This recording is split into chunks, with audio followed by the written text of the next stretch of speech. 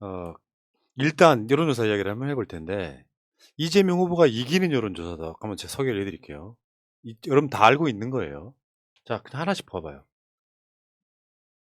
요거는 그 OBS가 미디어 리서치 의뢰해가지고 여론조사했던 건데 이재명, 윤석열, 박빙이라지만 이긴 여론조사 있죠. 하나 더 크다. 요거 이제 양자냐 뭐 다자냐 이거 차이니까 똑같습니다. 이것도 이재명 후보가 이기는 거예요. 이번 주에 나왔던 것 중에 KSY의 전화 면접 조사는 43.8 대 36.1이 나왔죠. 이것도 이긴 여론조사예요. 그리고 저번에 그 대한민국 여론의 중심지라고 하는 평균이라고 하는 제주도 여론조사를 했더니 이재명 40.7, 윤석열 28.6 나왔다고 했어요. 제주도 사는 사람 800명입니다. 이 여론은 상당히 비슷할 거예요. 왜냐하면 그 갤럽이나 뭐 리얼미터나 NBS 여론조사는 제주도 분들 한 30명도 안 돼요.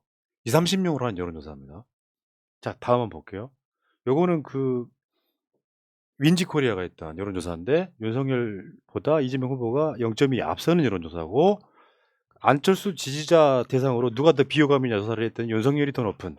요거는 진짜 잘못 만든 거야. 누가 보면 윤석열이 지지율이 높은 줄 알잖아. 아, 사람들이 그러니까. 저한테 물어보더라고요. 요건 비호감. 어떻게 해석해야 되냐고. 그러니까 단일화해도 윤석열한테 유리하지 않다는 걸 보여준 여론조사야. 그러니까 사람들이 이재명 후보가 지고 있다고 생각하는데 이재명 후보가 이 기울어진 운동장 가운데 이기는 여론조사도 꽤 나왔고 지고 있더라도 박빙으로 한 여론조사가 나오는 거죠. 그리고 지금 이 여론조사 공표 금지 기간이어서 공표 금지 기간 전에 여론조사 했던 거는 이게 지금 보도를 할 수가 있거든요. 방송은 오늘 나왔던 거예요. 갤럽 윤석열 39, 이재명 38 초박빙입니다. 완전 개초박빙. 요거는 누가 이겼다고 말하면 안 되는 거예요. 오차 때문에 1000명으로 우리나라 국민 5200만의 여론을 담보한다는 사실상 불가능해요. 아니 그냥 초박빙이야. 이건 둘이 똑같은 거라 똑같아요. 다음 KSY도 월요일날 내는 여론조사가 아니라 오늘 이 여론조사를 발표를 했어요. 이재명 43.7, 윤석열 44.4, 444 뒤졌네. 아, 그래요? 부검하시죠. 요것도 누가 이긴다고 말하면 안 되는 여론조사예요.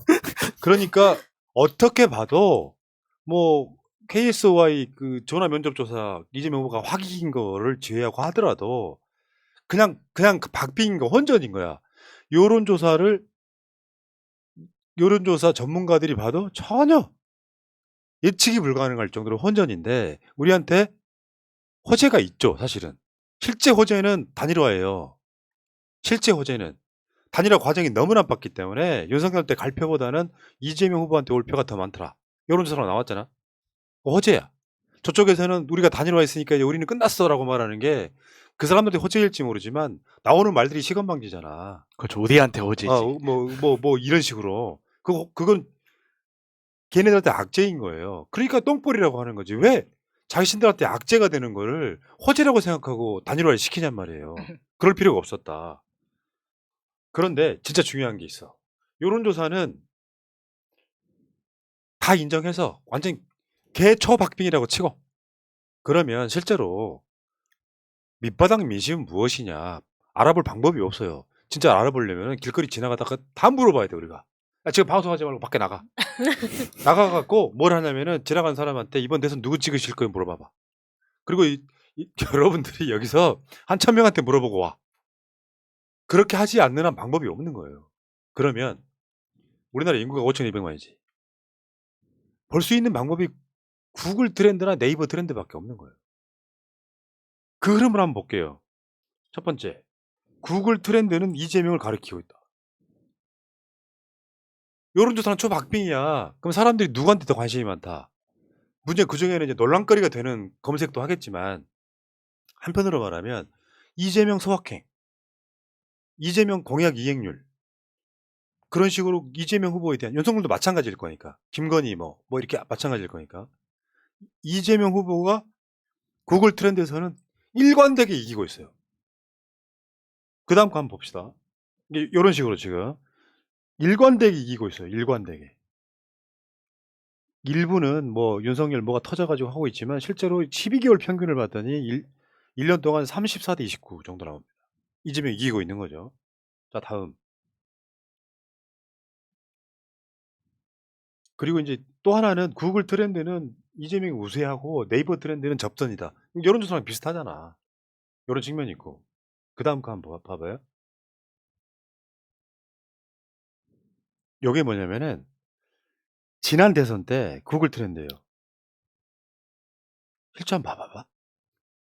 이 구글 트렌드를 갖고 어떤 프로그램을 이용해서 이제 이걸 추출을 하는 건데 문재인 45, 홍준표 22, 안철수 15, 심상정 9, 유승민 6 비슷하지 않아요?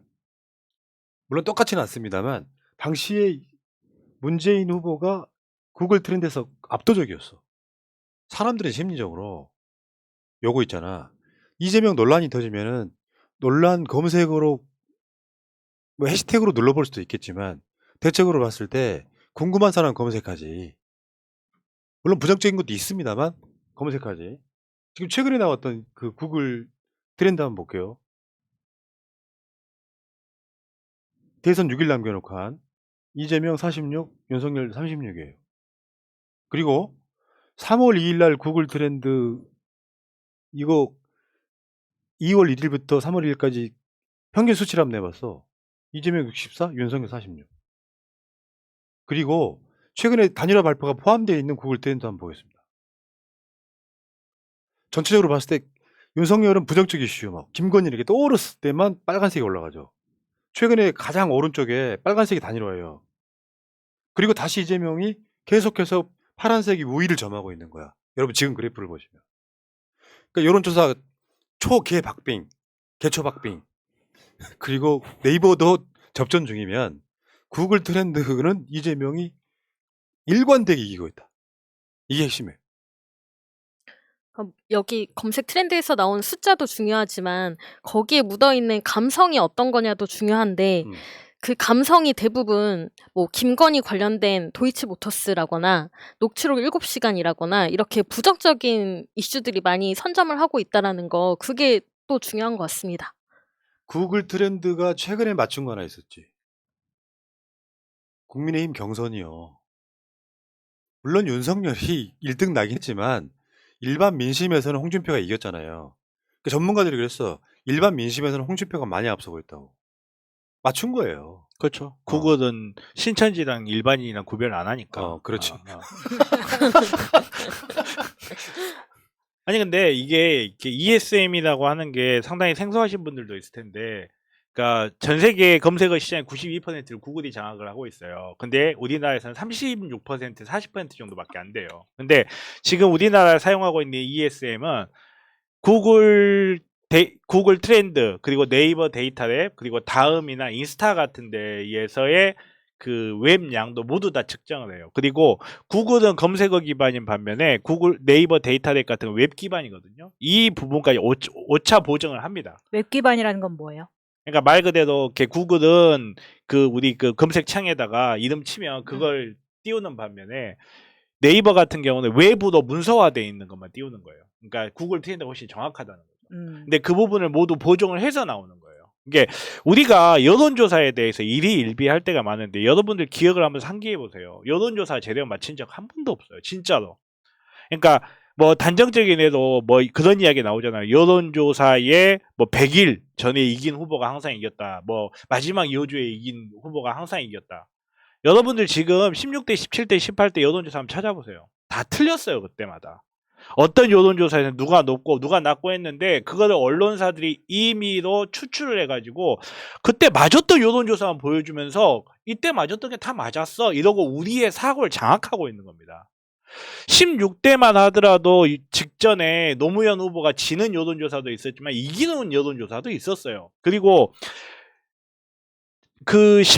특히나 어떤 분들 총선과 대선 다르다라고 이야기는 하시지만 여론조사하는 관점에서 봤을 때 20대 여론조사 새누리당 180석이라고 했었어요.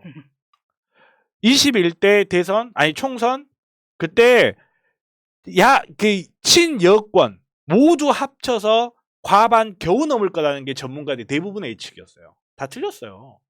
뭐 대선은 일반적으로 맞았다. 경향성은 맞았을지 몰라도요. 정확한 수치 맞힌 데 다 하나도 없습니다. 예, 그러니까 지금 우리가 여론조사 분석한 방송이 어제 있었잖아요. 음. 똑같은 맥락이에요. 되게 여론조사가 한 8, 90%가 단일화 이슈를 끝까지 남겨놓고 물어. 그렇죠.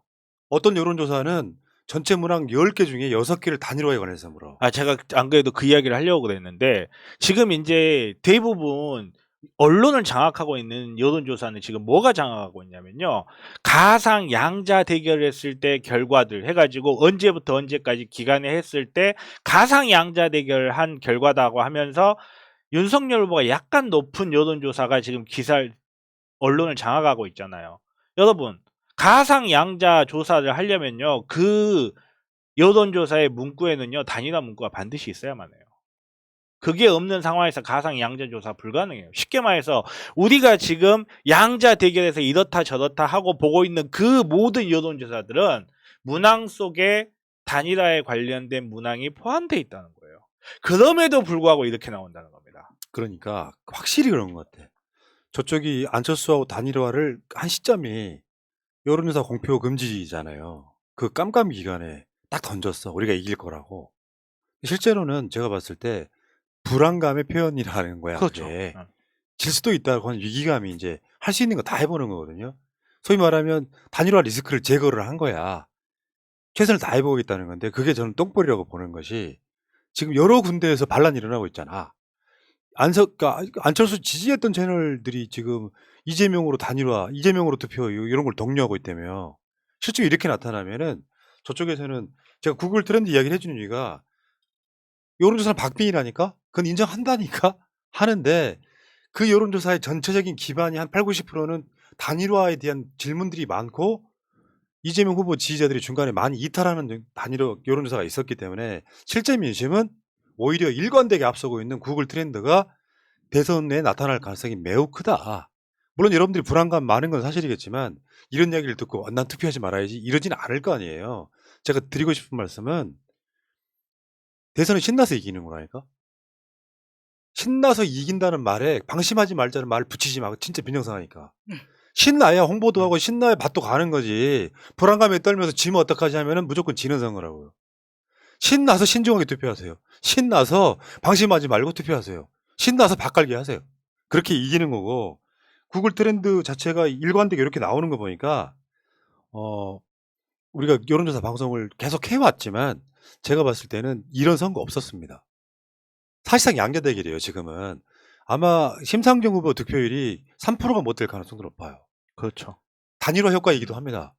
그래서 진짜 미미하게 기타에 포함될 만한 가능성이 되게 높은 어떤 경우는 허경영보다 점수가 더 안 나올 수 있어요. 그러니까 저는 그런 흐름으로 가고 있다고 보거든요. 그러니까 한 10% 정도는 뭐 모른다.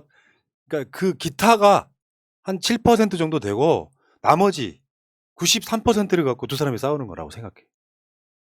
이 과정에서 다시 한번 말씀드리지만 대통령 뽑는 사람들이 아무 생각 없는 분들 제외하고 누가 윤석열을 찍겠습니까? 특히나 막 분노에 지금 투표하고 있다는 분들 있잖아요. 윤석열 되면 나라 망할 것 같거든. 기대치가 하나도 없거든요.